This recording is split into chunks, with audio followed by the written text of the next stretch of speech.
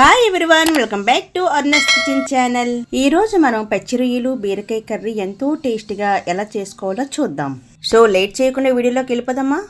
ముందుగా పచ్చి రొయ్యలు క్లీన్ చేసుకొని ఒక ప్లేట్లో వేసుకొని సైడ్ ఉంచుకుందాం.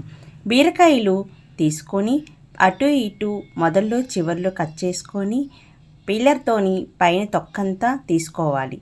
తీసుకొని చిన్న చిన్న ముక్కలుగా కట్ చేసుకొని ఒక ప్లేట్లో వేసుకొని సైడ్ ఉంచుకుందాం. స్టవ్ ఆన్ చేసుకొని ఏదో ఒక ప్యాన్ వేపి పెట్టుకోవచ్చు. నేను కుక్కర్లో చేసుకుంటున్నాను. ఒక స్పూన్ ఆయిల్ వేసుకొని రొయ్యలు వేసుకొని పసుపు ఒక స్పూను, సాల్ట్ ఒక స్పూను, కారం ఒక స్పూను వేసుకొని ఫ్రై చేసుకోవాలి. స్లో ఫ్లేమ్లో ఫ్రై అవుతుండగా 2 టమాటీలు, పచ్చిమిర్చి, అల్లము చిన్న చిన్న ముక్కలుగా కట్ చేసుకొని మిక్సీ జార్లో వేసుకోవాలి. మెత్తగా గ్రైండ్ చేసుకొని సైడ్ ఉంచుకుందాం. చూసారా, రొయ్యలు బ్రౌన్ కలర్లో బాగా ఫ్రై అయిపోయి స్టవ్ ఆఫ్ చేసి ప్లేట్లో వేసుకొని పక్కన ఉంచండి. స్టవ్ ఆన్ చేసి అదే ప్యాన్లో ఆయిల్ ఒక స్పూను, అర స్పూను మెంతులు, వెల్లుల్లి చిన్న చిన్న ముక్కలు కట్ చేసి వేసుకోవాలి. ఆవాలు ఒక స్పూను, ఎండుమిర్చి 2, కరివేపాకు కొంచెం వేసుకొని కొంచెం ఫ్రై చేయండి. ఉల్లి ముక్కలు కూడా వేసుకొని ఫ్రై చేయండి.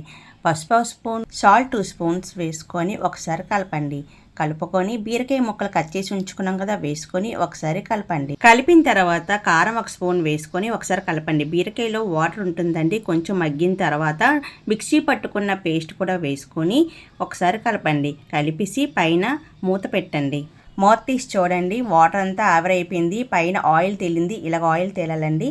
మనం ఫ్రై చేసి ఉంచుకున్న రొయ్యలు వేసుకుని ఒకసారి కలపండి. కొంచెం ఫ్రై అయిన తర్వాత గరం మసాలా పొడి కూడా వేసుకుంటే అంతే, బీరకాయ పచ్చి రొయ్యల కర్రీ రెడీ.